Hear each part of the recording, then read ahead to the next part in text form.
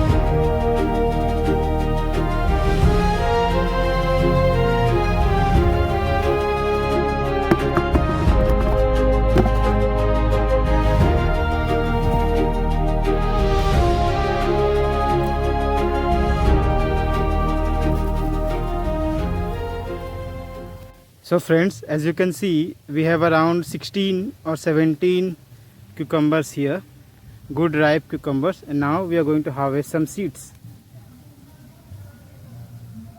So friends, now let's extract the seeds from our cucumbers. I have taken a plastic tumbler and it's pretty simple. There's nothing difficult to it. So we'll take one fruit here and we will cut it open.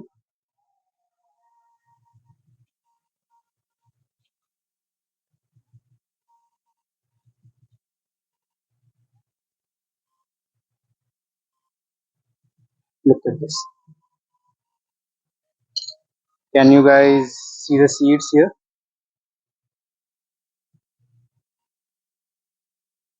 Okay, this angle is better. There's no shadow. So you can see the seeds here in the pulp. So with the help of a spoon, we'll scoop out all the pulp here in the seeds. See, we'll extract all the pulp in the center.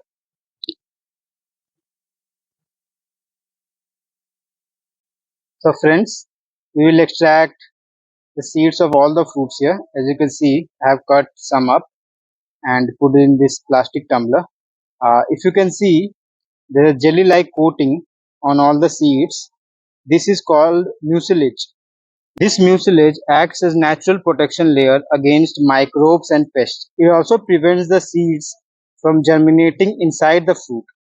It has growth inhibitors, and we are going to get rid of this jelly before this mucilage before we save our seeds. I will show you how. First of all, we'll collect all the seeds. I've been growing this variety for 3 months now, and I was really looking forward to saving the seeds, and finally that moment has come. After 1 week of rainy season and 1 week of cloudy weather, we finally have some sun today, so I thought I should extract the seeds, otherwise they would have just rotten on the plant. See, isn't the color pretty? So I'll complete this.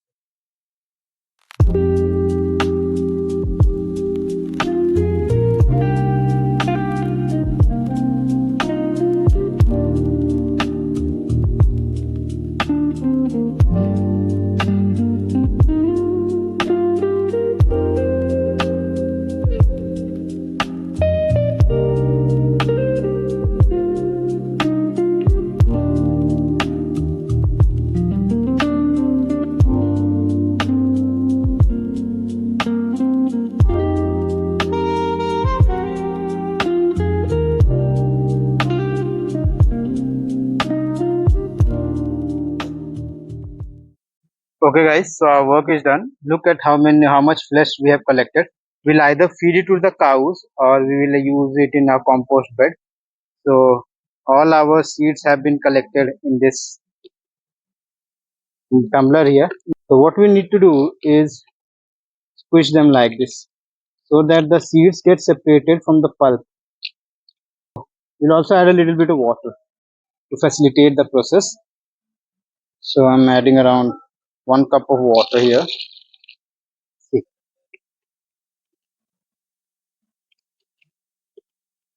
So friends, after all the seeds are separate from the pulp as much as possible, we will leave this solution in water to ferment it for 24 hours. Now you might wonder why I want to ferment the seeds and not directly dry them. That is because of the mucilage that I had mentioned earlier. Mucilage has growth inhibitors and removing it helps in faster and better germination. Another benefit, and the major benefit actually, is that fermentation produces mild natural acids that help kill or suppress harmful bacteria, fungi, or viruses like bacterial wilt or mosaic viruses which might be stuck to the seed surface. So when we ferment that, those bacteria die. After fermentation and when the mucilage from the seeds is removed, it dries better, which helps in resisting rotting and molding while they are in storage. When we ferment this, the heavy viable seeds drown and immature weak seeds float to the top, which we can discard and we'll get good quality seeds at the bottom of this. I'll show you that tomorrow after the fermentation is complete. Guys, even in nature, these fruits rot and ferment naturally, cleaning the seeds. We are basically just replicating a natural process. So always ferment your cucumber seeds before you store them. Now we will cover this up. Now to cover this up, we don't need a hard covering or something that will restrict air or oxygen. We need a cloth and we'll cover it with a cloth so that it can breathe and fermentation can work properly, and tie it up. And now we will place this in a warm but non-sunny place for 24 hours and the seeds will ferment. So let's see you tomorrow.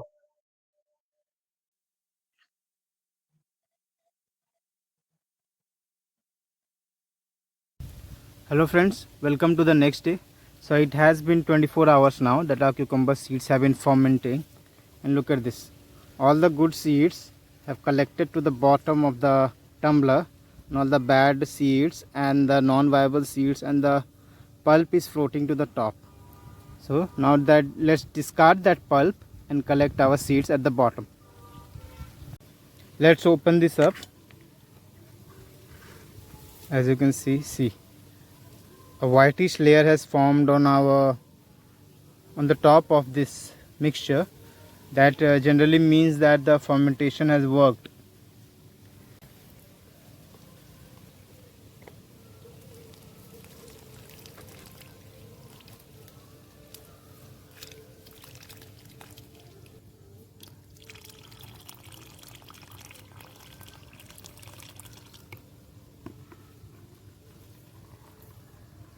Look, good viable seeds are at the bottom. We'll wash this properly with 2-3 times with water. We will add more water to this to wash the seeds properly.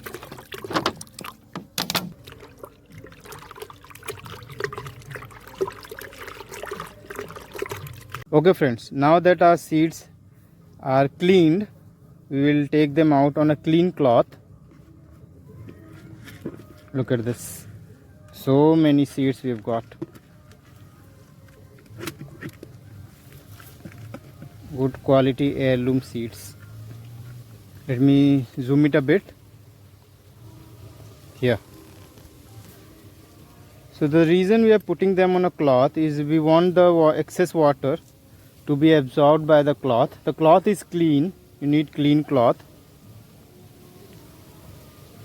See, while this is absorbing, I will tell you about the benefits of seed saving and why we should save seeds. You guys must wonder, like, we can just buy seeds from the market. Why go through all this trouble to collect your own seeds and save your own seeds?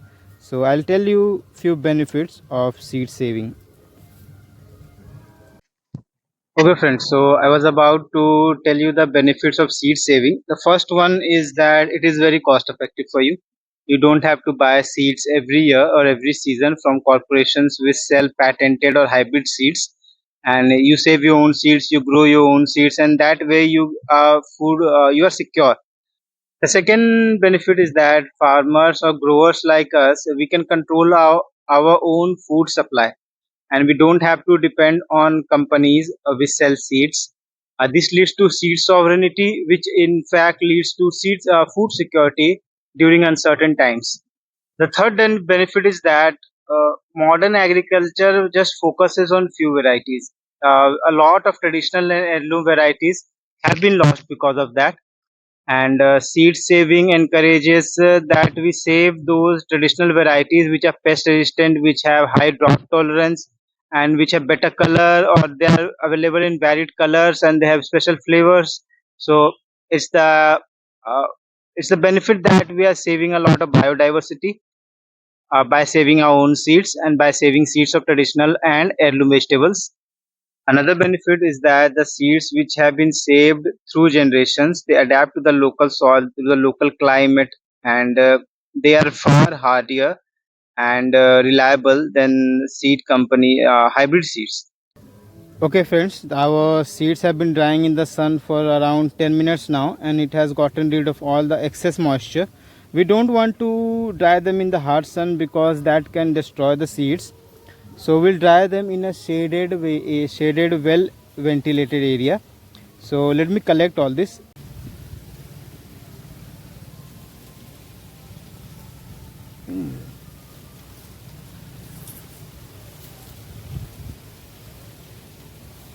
Guys, you can use anything to dry your seeds. I'm just using this plate which I had, so I'm just gonna spread these seeds here like this. You can use a tray or plastic tray or anything. So now these need to be dry for few days. It's very warm right now, so I think these will dry in just 2 days, I think. You can dry them in morning sun or evening sun when the heat is not direct and The main thing to keep in mind is that keep them away from direct sunlight or very hard sunlight. So let's dry them in shade inside our room in a well ventilated area. So we have been drying our seeds for almost 1 day in a shade and they are almost dry, but just for precaution we'll keep them in the sun for half an hour so that we can get rid of any remaining moisture. Our seeds are completely dry now after drying a little bit in the sun, and hopefully it does not have a lot of moisture. The moisture content should be around 6 to 7%, but there's no way to measure that for us. So when it feels like it's dry, they're dry. Look at the sound they're making. So they're almost dry, as much dry as we need it. So now we'll store it. So I'm going to use a glass container which is airtight. Whenever we are saving seeds, we need to avoid three things.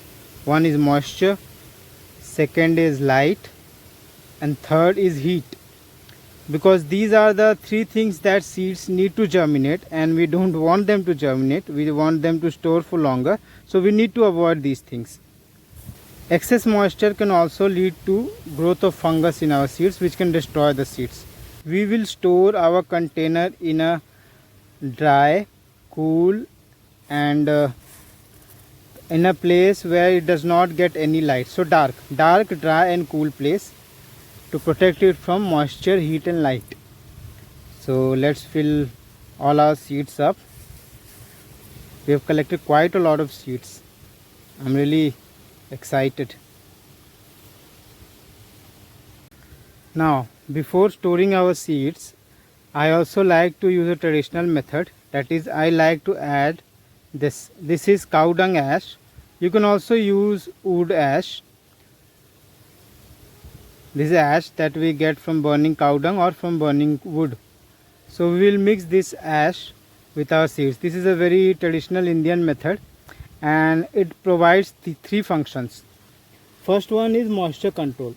Ash absorbs extra moisture, keeping seeds dry. We'll add more. The second function it provides is insect protection. The fine ash coats the seeds and it repels insects like weevils. Mix it up properly. And the third benefit that the ash offers is antifungal properties. Ash is alkaline and creates an inhospitable environment for fungi. It's very affordable. But if you live in a place where ash would not be easily available, you can use silica gel packets and it will perform the same function. It will just perform the function of controlling the moisture. It will not help you fight against insects or fungi. So silica gel also has its limitations, but if you are using silica gel, you can also add dried neem leaves as pest control to your seeds. So these are the few traditional methods that we use while seed saving to extend the shelf life of our seeds. So we have nicely mixed all the seeds with ash. I think we should add more. I'm gonna add some more.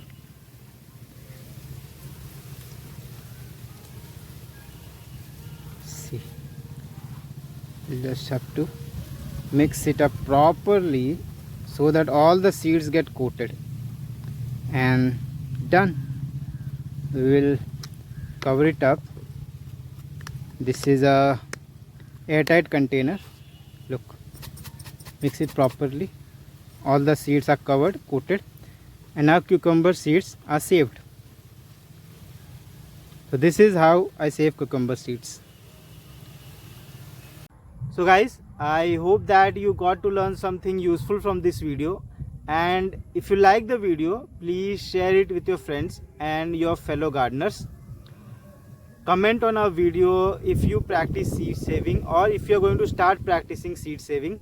Subscribe to our channel. Your subscription means a lot to me as we are a new channel.